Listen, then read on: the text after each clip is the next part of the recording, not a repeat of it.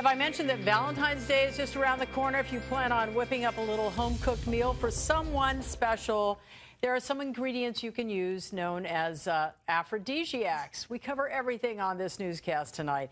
Christianne Klein, the author of Christianne's Herbal Kitchen, Fresh Herb Recipes for Body and Soul, is in studio with me this evening. I have to tell you, you haven't cooked anything, but just the smell in here. That's right, from the basil. That's what that is, huh? That's right, and the scent alone is one of basil's aphrodisiac qualities. The other one, if you eat basil, it'll boost circulation. So the first thing we start off with, I always recommend people eat pesto. This is a group activity, though. You don't want to eat pesto by yourself. It has one of these or many of these in there. That's right. So it'll be a very lonely night if you're the only one who's eating that. Okay, that's a good start. But both of these actually increase circulation. So the garlic and the basil both increase circulation. And then the pine nuts, which are always in pesto, have a lot of zinc, which is really important for male potency. In order to actually boost and produce sperm, men need zinc. So this is just a party right there in a bowl. Okay. This, I know you were eyeing this. It smells really good. I'm not eyeing it because, is it alcoholic? It is, but, you know, there's a little if you want to taste it. You can check it out. Notice I picked up the bottle. It's peach champagne? Peach champagne. And champagne is an aphrodisiac, the drink of love, as it's known. It has, you know, also alcohol, but also the bubbles. Bring that alcohol into your system faster than still wine.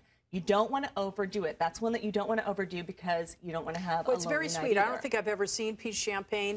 It sort of tastes like a Bellini, like you've got peach juice in there or something. But yeah.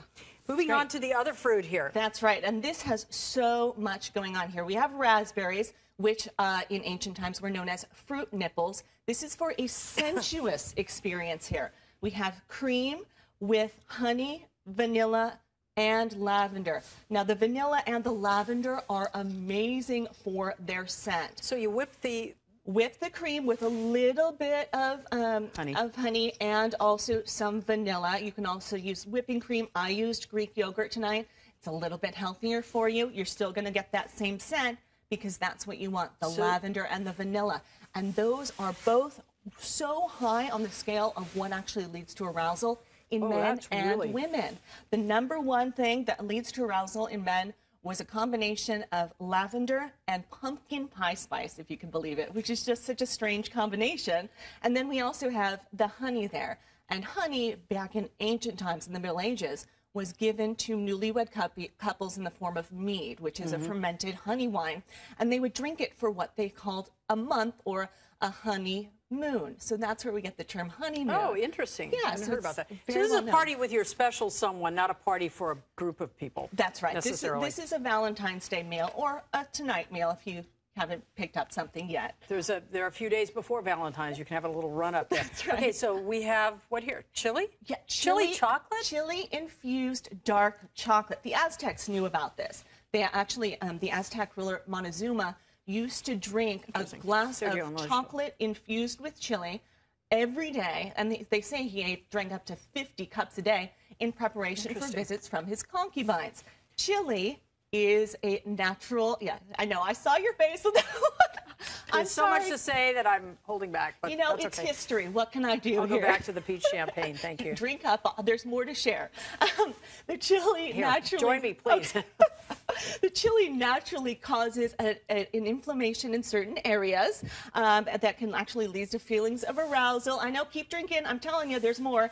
And it also increases circulation. The chocolate is incredible just on its own, too. Especially dark chocolate, you've got tons of different antioxidants and a love chemical known as PEA and serotonin. So you've got the serotonin boost, which is the happy neurotransmitter. So when you're eating this, you're going to have feelings of immense euphoria and pleasure on its own. A lot better than eating a baked potato, which is the other big source for serotonin. Okay, so you have some fruit down here. That's right. These are all different types of aphrodisiac foods and fruits. And the reason that the ancients used to think it, you can look at these and you can kind of get a good idea. The phallic shapes of the banana and the carrots.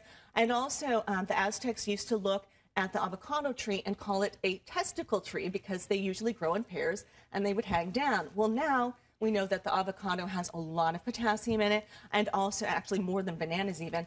and vitamin E, which is also known as the sex vitamin because it produces so much fertile ground. Am I missing the symbolism in the pineapple here? that one's a little different. That one is more for impotence. It's known to help with impotence. And also there's the sensuous experience of eating a pineapple sphere. It actually, drips down. It's very messy and also helps with digestion as well. And this is, what's the dark liquid here? Coffee. That is coffee. Just a little bit. With the caffeine, that's a stimulant, obviously. You don't want to have too much of the caffeine either, because if you overdo it on the caffeine, you're going to have symptoms of anxiety, and that's not sexy. And you'll be buzzing all night. You'll never go to sleep. All right, the name of your book is? Christianne's Herbal Kitchen, Fresher Recipes for Body and Soul. And I've got all sorts of tips about different herbs, how they affect your body, chemical composition and history, and then also beauty tips with using some of the same ingredients in my recipes. Got it. Thank you so much for coming in. Absolutely. A little kickstart to my evening here, isn't it? All right. Take care.